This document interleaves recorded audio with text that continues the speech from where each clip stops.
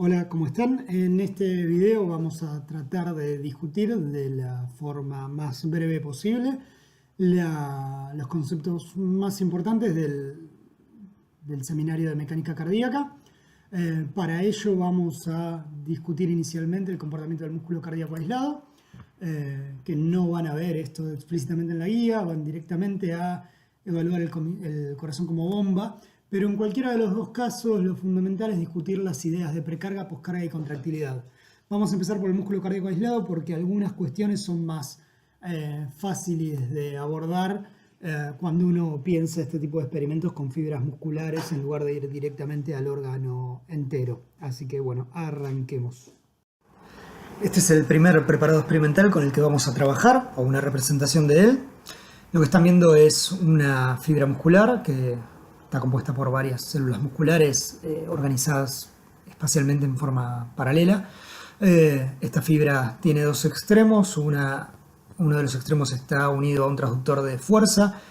Imagínense lo que quieran respecto a esto, pero es algo capaz de traducir la fuerza que está desarrollando el músculo o a la que está sometido el músculo en un número que puede ser o almacenado en una computadora, o impreso en un papel, o representado en una curva, o todo eso. Lo que ven acá asomadito es un electrodo capaz de introducir una corriente a este músculo y por lo tanto estimularlo.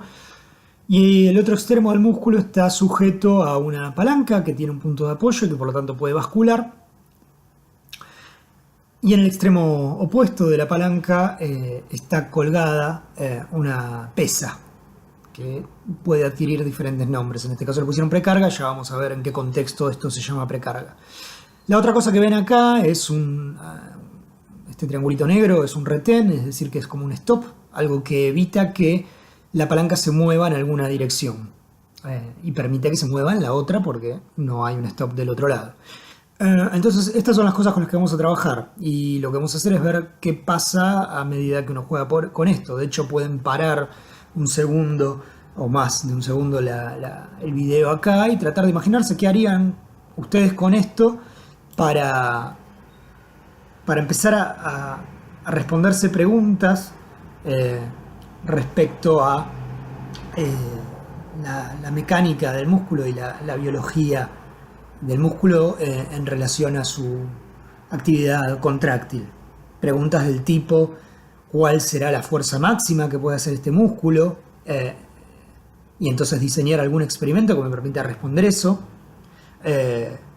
¿Cuál será, yo qué sé, el estiramiento máximo que pueda lograr este músculo? Y tratar de responderme eso. ¿Cuál será el acortamiento máximo? ¿Con qué velocidad lo hará? Yo qué sé, muchas de estas preguntas que estoy haciendo se me están ocurriendo al momento. Quizás ni siquiera sé la respuesta, pero digo, uno puede parar acá e imaginarse qué preguntas se podrían hacer y cuáles de esas preguntas se podrían responder con un preparado como este. Así que bueno, algunas de esas cosas son las que vamos a hacer en las diapositivas siguientes. Bien, el preparado que les mostré ahora lo vamos a usar para analizar las relaciones fuerza-longitud en un músculo. Lo que vamos a hacer es colocar pesas de magnitud creciente, que vamos a llamar pesa 1, pesa 2 y pesa 3. En este sistema, y ver cuánto se estira el músculo sin haberlo estimulado a medida que uno cuelga estas pesas. La curva que obtenemos es una curva como la que ven aquí abajo, y lo que pueden apreciar, la cosa más saliente que vemos, es que la relación fuerza-longitud no es constante, es decir que esto no está representado por una recta, y que por lo tanto la fuerza que voy a tener que hacer para, por ejemplo, estirar el músculo 1 centímetro no es la misma si parto de una longitud inicial de 1 centímetro o de 10. Es decir, para ir de 1 a 2 tenés que hacer cierta fuerza, pero para ir, por ejemplo, de 10 a 11 centímetros de longitud vas a tener que hacer una fuerza mayor. Desde luego que estas longitudes me las estoy inventando en este momento, ¿no? Pero bueno, funciona como ejemplo. Entonces, inicialmente hicieron esto con un músculo y obtuvieron esta curva. Lo que ven, como dijimos, es que esta relación entre fuerza y longitud no es constante, y que por lo tanto, para decirlo ya en términos más formales, la rigidez del músculo no es constante. El músculo es más rígido, es decir, la curva tiene mayor pendiente a longitudes mayores y es menos rígido a longitudes y menores. Imagínense que repiten el experimento con otro músculo de un animal que, por ejemplo, es obeso, hipertenso y fumador, y el resultado que obtendrían posiblemente es un resultado como el que ven en la curva superior. Es decir, ahora si cuelgan otro músculo con otras características histológicas, verían que para obtener las mismas longitudes de reposo, ¿sí?, tendrían que poner pesas de valores mayores a los que tuvieron que poner con el primer músculo. ¿Qué implica esto? Que este segundo músculo es un músculo más rígido, menos distensible, ¿sí? Las definiciones formales de rigidez y de extensibilidad son estas cosas que puse acá. Básicamente la rigidez es la relación entre el cambio de fuerza y la variación de longitud, y la distensibilidad es la inversa de eso, es decir, la relación entre la variación de longitud y la variación de fuerza, o lo que es lo mismo, la inversa de la rigidez. Esto nos permite caracterizar el comportamiento pasivo del músculo, y para que esto no se les haga tan abstracto, tiene que ver en definitiva con, por ejemplo, procesos patológicos que ocurren ya sea durante el envejecimiento o en los pacientes con enfermedad coronaria, en los que el músculo cardíaco aumenta su rigidez y por lo tanto se altera el llenado ventricular, ya sea izquierdo o derecho. Repito esta diapositiva porque me daba fiaca grabar todo de nuevo, y esta cosa ya me está volviendo loco. Entre el encierro y la clase virtual bueno, si tuviera alguien al lado básicamente lo asesinaría. Pero bueno, repito esta diapositiva precisamente para no tener que hacer todo de nuevo, como les decía. Me olvidé de decirles que a esta pesa que fuimos colocando, a partir de ahora le vamos a llamar precarga. En este momento de la charla, ¿qué me interesa que sepan o qué me interesa que se imaginen? Que la precarga es una pesa, y que lo que hace especial a esta pesa, para que le hayamos puesto un nombre, es el hecho de que es la pesa que determina cuánto se va a estirar el músculo, es decir, cuál va a ser su máxima longitud en reposo, cuál va a ser su máxima longitud antes de que venga alguien y lo estimule, ¿de acuerdo? Así que eso en principio es la precarga en este experimento. Después vamos a definir la precarga más formalmente y les voy a decir el cuentito que tienen que repetir eventualmente en un examen, o el cuentito que eventualmente tienen que marcar en un choice. Vamos a ver ahora qué pasa cuando estimulamos al músculo, pero en una condición muy particular. Lo que vamos a hacer concretamente es colocar los retenes. ¿Se acuerdan que los mencionamos al principio? Estos stops, estas fijaciones de la palanca que impiden que el músculo eventualmente, si lo estimulamos, se acorte. Evitamos el acortamiento que ocurriría de otro modo luego de la estimulación. ¿Para qué hacemos esto? Para que cuando estimulemos el músculo podamos evaluar cuál es la fuerza máxima desarrollada por el músculo a esa longitud de reposo. Es decir, si yo quiero comparar la fuerza de dos personas, va a ser medio complicado si les doy, por ejemplo, una pesa de 1 kilo para levantar a ambas, porque ambas van a poder levantar la pesa y ambos van a estar desarrollando una fuerza de 1 kilo.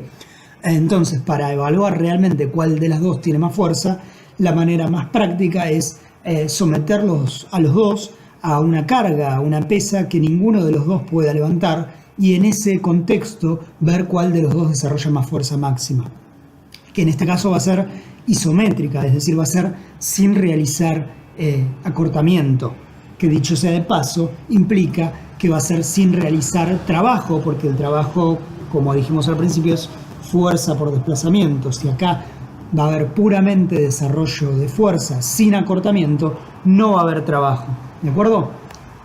Entonces vamos a ver qué ocurre en la condición 1, en la que entonces pusimos la primer pesa, la de menor magnitud, y por lo tanto va a haber menor longitud de reposo, según lo que discutimos en la diapo anterior, y ponemos el retén, y cuando estimulemos al músculo va a haber cero acortamiento, porque el retén está puesto y la palanca no puede moverse en esta dirección, en la dirección que daría lugar a un acortamiento del músculo. Entonces lo que vemos es que el músculo desarrolla alguna fuerza, ¿sí?, máxima, y luego se relaja, ¿sí? Acá en estos gráficos, no lo dije antes, pero no está explicitado el tiempo, con lo cual todo lo que tiene que ver con la secuencia temporal con la que ocurren las cosas no lo vamos a ver explícitamente en el gráfico, no obstante somos capaces de imaginárnoslo. Entonces el músculo desarrolla una fuerza máxima y luego se relaja, y nosotros lo que vamos a hacer es anotar, recordar este punto que estoy señalando ahora. Vamos a repetir el experimento, pero habiendo estirado el músculo a una longitud mayor, es decir, usando una pesa de mayor magnitud. Ponemos el retén y estimulamos el músculo ahora habiendo partido de una longitud mayor de reposo, y lo que vemos es que el músculo desarrolló una fuerza máxima mayor. Repetimos lo mismo con una pesa de mayor magnitud, ¿sí? Y lo que vemos es que nuevamente la fuerza máxima desarrollada por el músculo alcanzó un valor mayor. Haciendo este experimento con muchos valores de precargas, con muchos valores de pesas que usamos para estirar el músculo, podemos obtener muchos puntos y construir una recta como la que obtuvimos acá, ¿sí? Esa recta se va a llamar curva de relaciones longitud-fuerza isométrica máxima. Es decir, longitud, la longitud de reposo de la que parto, y la fuerza isométrica máxima que desarrolla el músculo cuando lo estimulo. Insisto mucho en el tema de que esto es cuando lo estimulo experimentalmente, porque aquí el desarrollo de esta fuerza, ¿sí?, de la fuerza descripta por esta recta, de esta fuerza que obtengo luego de estimular al músculo, esa fuerza ahora sí tiene que ver con el aparato contráctil del músculo, sí tiene que ver con que haya llegado un estímulo, que se hayan abierto canales de calcio tipo L de la membrana, que haya entrado calcio desde el exterior celular, que ese calcio que entró desde el exterior celular haya sido estímulo para los receptores de rianodina, que esos receptores de rianodina se hayan abierto, que haya salido calcio del retículo sarcoplásmico, que el calcio que salió del retículo sarcoplásmico se una a troponina C, que el complejo troponina-tropomiosina se desplace del sitio de interacción entre actina y miosina, y que por lo tanto la actina y la miosina puedan interactuar y desarrollar fuerza. Algo en lo que me parece que vale la pena insistir, por eso repito la diapo, es que cada vez que repitieron este experimento con precargas crecientes, ¿sí?, con pesas que estiraban el músculo crecientes, pusieron el retén y estimularon, es importante señalar esto de que acá intervino un estímulo eléctrico en el músculo, porque eso implica que la fuerza que obtuvieron, la fuerza isométrica que obtuvieron, que construyó finalmente esta recta, ¿sí?, tuvo su origen, la fuerza esta, en interacciones actina-miosina. Es decir, ahora la fuerza desarrollada surge del músculo, surge del aparato contráctil del músculo. Y remarco esto porque tiene implicancias en lo que vamos a discutir de aquí en adelante, y además porque es importante contraponerlo a la fuerza que describíamos en el primer experimento, en el que simplemente colgábamos una pesa y veíamos cuál era la fuerza la fuerza de la longitud en la que el sistema se acomodaba, y así con pesas crecientes, y veíamos que la fuerza desarrollada en el músculo para el caso del primer experimento, en el que colgábamos solamente precargas y no estimulábamos al músculo, esa fuerza que se desarrollaba era simplemente la fuerza peso de la pesa que colgábamos, ¿sí? Entonces el sistema se equilibraba en un punto en el que la fuerza en el seno del músculo era igual y opuesta a la fuerza peso de la pesa que colgábamos en el otro extremo. Entonces ahí hay un origen bien claro de la fuerza que es totalmente distinto al origen de la fuerza que vamos a estar evidenciando cuando estimulamos al músculo. Y ahora van a terminar de entender, espero, en la siguiente diapo por qué aclaro todo esto. Entonces,